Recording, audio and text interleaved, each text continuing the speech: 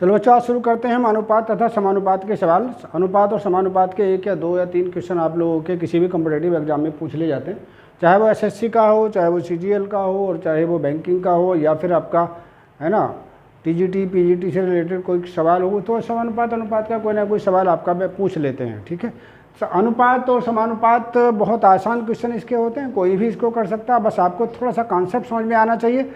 तो बहुत आसान तरीके से हम आपको बताएंगे, है ना। छोटी छोटी क्लासों के बच्चे भी इनको कर सकते हैं। कैसे कर सकते हैं जरा सा ये देखेंगे। पहले अनुपात क्या होता है पहले देखेंगे। सबसे पहले आज अनुपात के सवाल कराएंगे हम। अनुपात,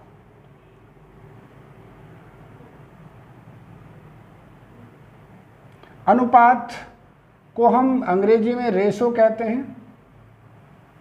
ठीक है, अंग्रेजी में रेशो इसको कहते हैं हम लोग अनुपात को। ठीक है, दो संख्या या दो से अधिक संख्याओं का जो अनुपात होता है वो क्या होता है, जैसे a और b दो संख्याएं हैं, तो हम क्या करते हैं भाई, a और b दो संख्याएं, उनको आप ऐसा करके लिख दीजिए, या उनको आप लिख दीजिए a और b दो संख्याओं का a/b लिख दो। ठीक है, a/b लिख करके सबसे अच्छा तरीका क्या है, a और b का GCD निकाल लो। GCD का मतलब महत्तम समावर्तक निकाल दो, और महत्तम समावर्तक से इसे भी भाग कर दो और इसे भी भाग कर दो। तो जो संख्या आपकी मिलेगी, मान लीजिए इसका मान आपको C/D मिल गया, तो a और b का जो अनुपात हुआ वो क्या हुआ, C/D हो गया। ध्यान से देखिए कैसे।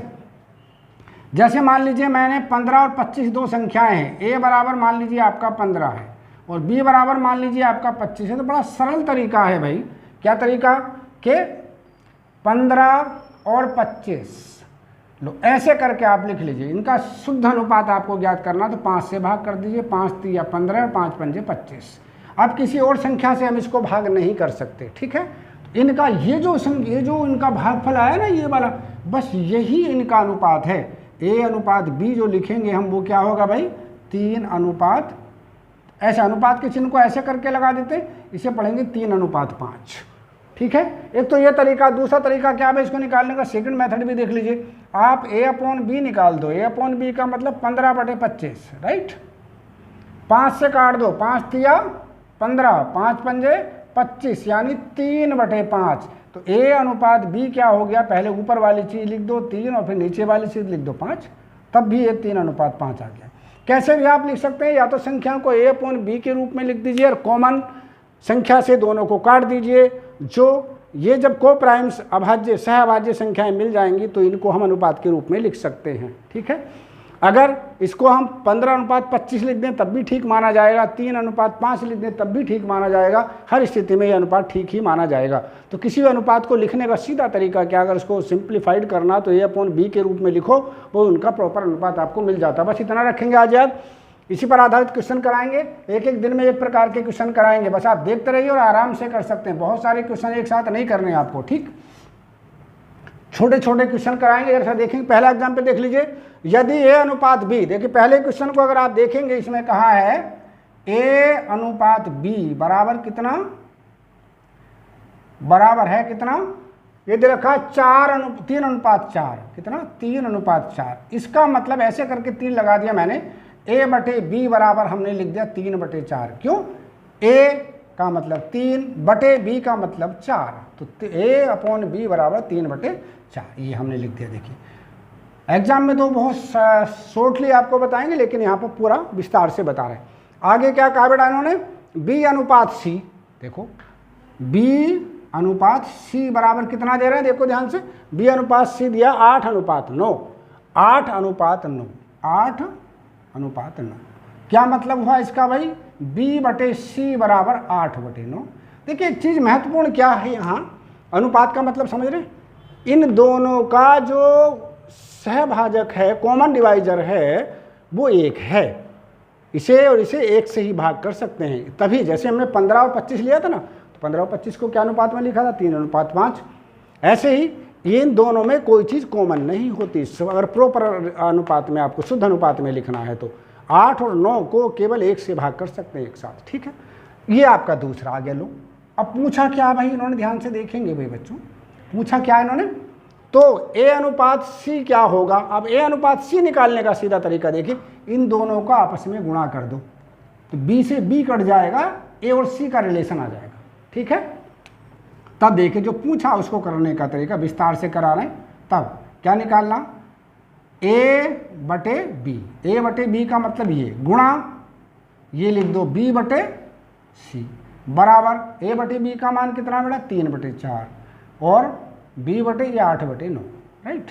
b से b काट दो, 4 दूनी 8, 2 आ गया ऊपर, तो ये आ गया कितना आया a बटे c बराबर 3 दूनी, अच्छा 3 से इसे भी काट सकते हैं बेटा, देखिए 3 तिया 9, तो कितना आ गया बच्चों जरा देख के बताओ, 2/3, 2/3।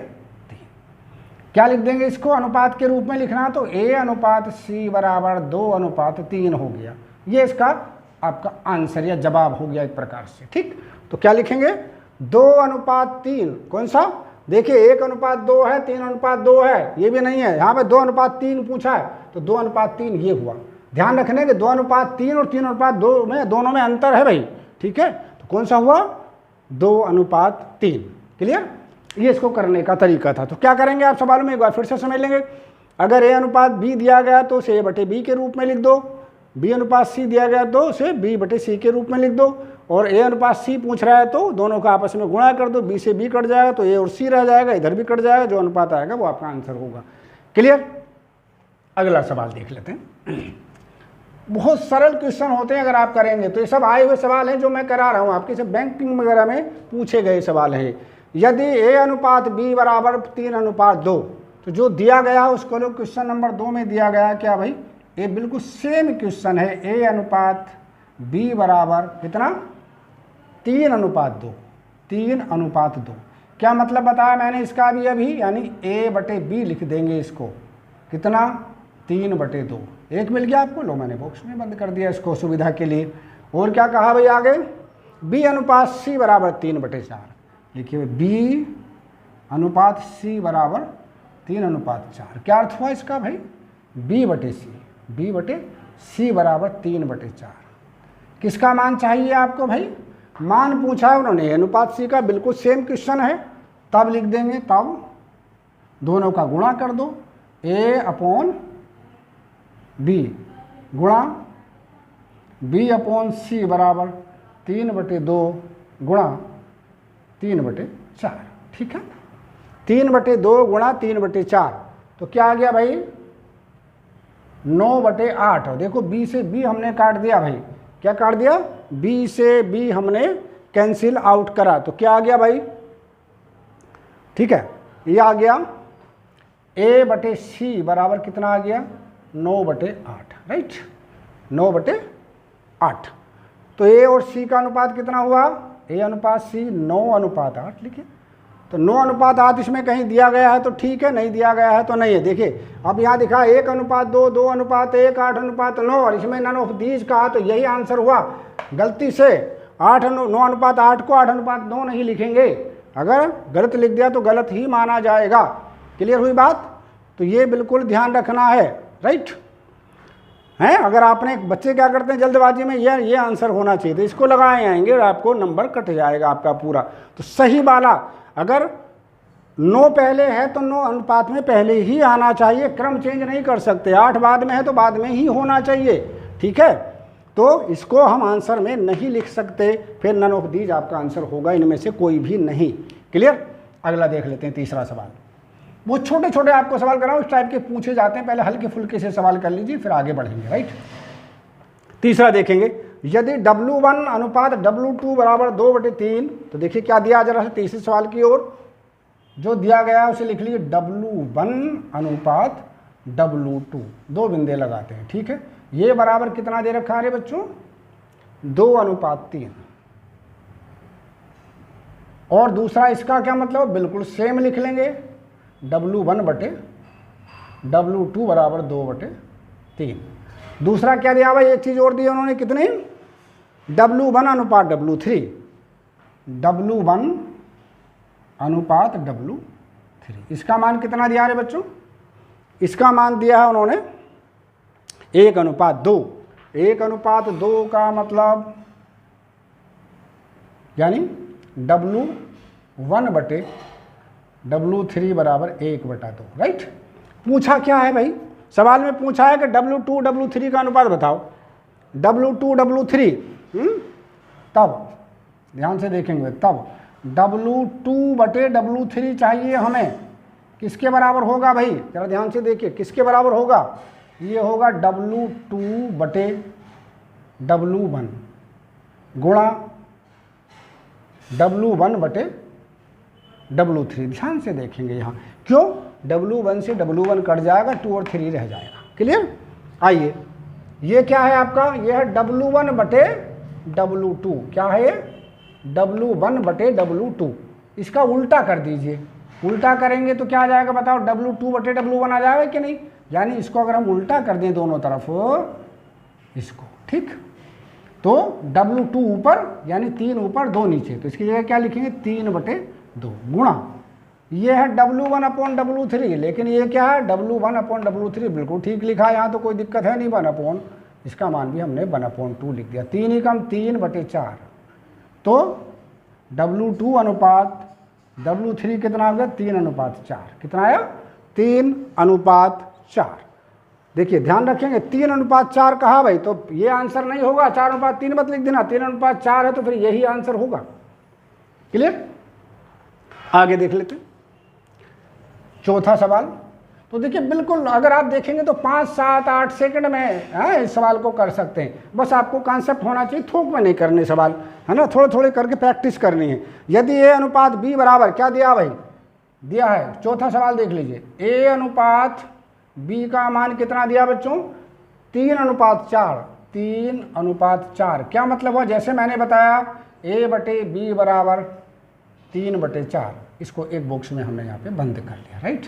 अगला क्या दिया बच्चों, बी अनुपात सी, क्या बी अनुपात सी बराबर कितना दे रखा है, ये दिया है 4 अनुपात 7, कितना, 4 अनुपात 7, तो ऐसे करके इसको कर लीजिए बी बटे सी बराबर 4 बटे 7। क्लियर बात। चलिए पूछा क्या जरा सवाल में देखेंगे, कहा है कि अब यहाँ देखिए ये पूछा है ए प्लस बी प्लस सी बटे सी का मान क्या होगा। अब यहाँ थोड़ा सा हम दिमाग लगाएं, सोचेंगे, अगर ए को सी के बटों में लिखेंगे तो ए अपॉन सी हो जाएगा, बी के बटों में लिखेंगे तो बी बटे सी हो जाएगा, सी के बटों में लिखेंगे तो 1 हो जाएगा, तो इसका मान क्या होगा, ए बटे सी। अब ए बटे सी तो कहीं है नहीं आपके पास, ठीक है, तो पहले ए बटे सी निकालें, तब हमें क्या निकालना बच्चों, तब ए अपॉन सी हमें चाहिए। ए अपॉन सी क्या होता है भाई, ये हो गया ए अपॉन बी गुणा बी अपॉन सी, हो गया कि नहीं, देखो बी से बी कट जाएगा तो ए अपॉन सी रह जाएगा, ठीक है, तो ए अपॉन बी का मान ये रहा कितना बेटा, 3 बटे 4, और इसका मान कितना आ रहा है बच्चों, 4 बटे 7, 4 से 4 काट दें, ए अपॉन सी का जो मान आया आपका वो कितना आया, 3 बटे 7, कहाँ से आया, 3, 3 ही कम 3, एक आ गया यहाँ पे, और ये भी एक, तो 3 ही कम 3, 3 बटे 7 ही कम 7, ठीक है, ये आपको एक मिल गया। मान किसका चाहिए, किसका मान पूछा, तब आपको पूछा ए प्लस बी प्लस सी अपॉन सी, इसका मान पूछा, तो देखिए निकालने का तरीका समझ लेंगे, ए को ए के बटों में सी लिख दो, ए बटे सी, प्लस का निशान लगा दो, बी बटे सी लिख दो, और फिर सी बटे सी लिख दो, क्या लिख दो, सी बटे सी, लो भाई ऐसे करके मैंने लिख दिया, राइट। अब क्या करना बच्चों, ए अपॉन सी का मान रख दो, ये रहा ए अपॉन सी का मान कितना, 3 बटे 7 रखो, 3 बटे 7, प्लस की जगह प्लस लगा दो, बी अपॉन सी का मान कौन सा, ये रहा 4 बटे 7, प्लस सी अपॉन सी का मान 1।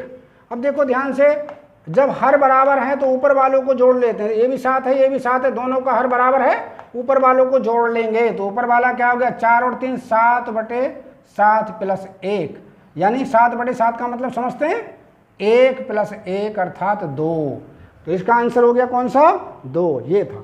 इस टाइप से बच्चों हमें सवाल करने होते हैं, इनकी प्रैक्टिस करिए। इसी प्रकार से कल आपको हल्के फुल्के से सवाल कराएंगे, कैसे सब सारे बैंक में पूछे गए सवाल हैं, कैसे हम करते हैं आगे डिस्कस करेंगे। ओके बेटा, थैंक यू।